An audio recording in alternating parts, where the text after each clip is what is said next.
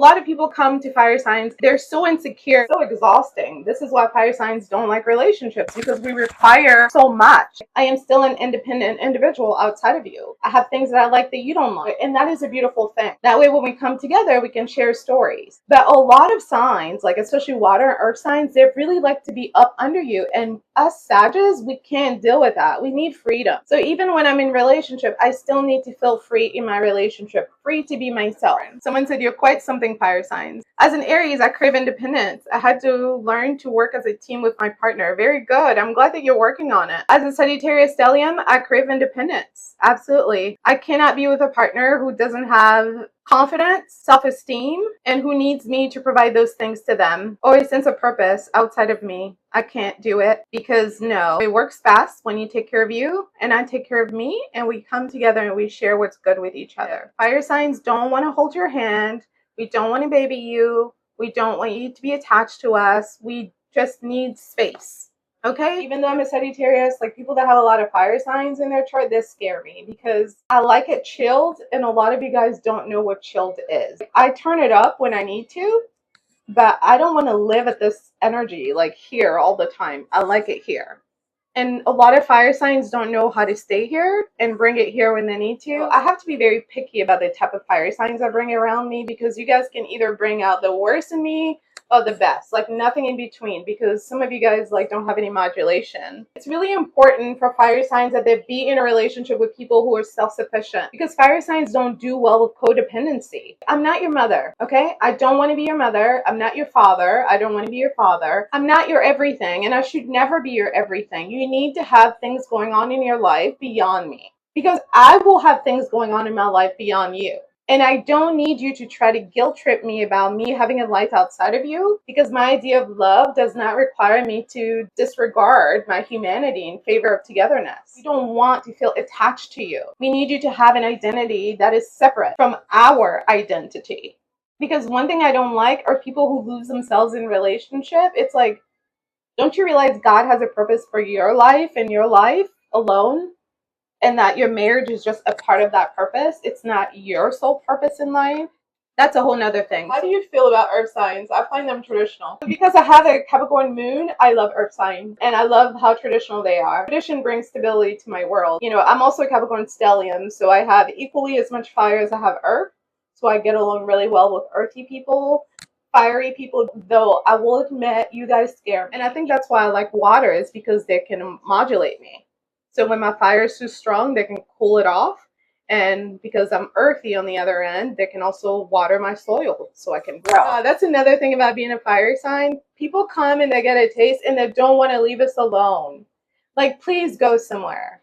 Find you something to do. Get a hobby, you know, get into a club, meet some new people. Space to process, to be, to think, to feel, to identify with themselves. That's another thing that makes relationship challenging with fire signs. So what we're looking for is somebody who has a sense of identity outside of the relationship. I feel so bad for Aries women, because Aries is the most masculine of all the zodiac signs, and when God puts that in a woman, those women are hated by women and men. They get it from both sides, because the men don't expect them to buck up to them. They don't realize that she actually has more masculine energy than them, so of course she's bucking up to them. And then the women want to use them for protection, but they also resent them. So they can't win. Aries women simply cannot win. You know, the girls want to be girlfriends just because they know Aries will fight the battle for them. But at the same time, when Aries gives them that same energy that they give to everybody, then they're mad at Aries for being too honest.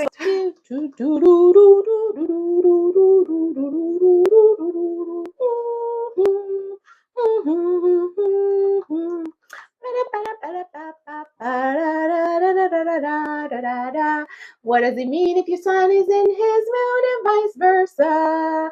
What does it mean if his sun? What does it mean if your sun is in his moon and vice versa? What does it mean if your sun is in his moon and vice versa? If your sun is in his moon, if your sun is in his moon, it means that he would automatically understand you emotionally. He will automatically feel like a therapist. This is somebody who can penetrate through all of your feelings and clearly see what you're hiding. That's what it means. That's what it means. That's what it means. And especially since we're talking about Cancer and Virgo, what we're discussing is negative female energy. Negative female energy is temperamental. It's also heavily negative. So he can see all your darkness and all your light, and he's not bothered by any of it because you feel like home. You feel like home to him. It means he makes you feel safe and you make him feel safe. That's what it means. I love it when you have a moon-sun conjunction with somebody because they actually help you understand yourself better. As you know, manifestation requires emotional intelligence. It requires energetic, awareness and, control of your energetic vibration. Having a partner who understands you emotionally helps you understand yourself emotionally, which can only help you become even more powerful. People who cannot manifest are people who are running away from themselves, people who don't know themselves, people who don't like themselves, or people who are constantly at war with themselves. People who are excellent at manifestation are people who have peace, meaning their vibration is solid. Their default is stability. A person that doesn't have inner stability cannot create outer stability. A person that is emotionally unstable cannot bring you emotional stability in any type of relationship. This is why it's so important that we work on ourselves emotionally, and that when we're ready for partnership, we manifest or attract partners who assist us with better understanding ourselves, better taking care of ourselves, better nourishing our souls so we can bring our life's paths in harmony with God's vision for our life. Okay? That is basically the point of life. That's it. We're here to learn how to love ourselves more deeply and how to love each other more deeply. And we cannot do that until we first love ourselves. So somebody like that is going to expose your shadows to you. And if you're willing to grow and learn, that will take you deep, which will make you strong. But it's definitely going to be the type of relationship that you remember forever. You can book your astrology reading at intuitivehealing.com. You can also watch videos at Intuitive Healing here on YouTube for Astrology 101 content. Listen to the Aquarius podcast on Spotify, as well as here on YouTube for your horoscope. If you're interested in astrology and love connections, you can visit at Styled Under Libra.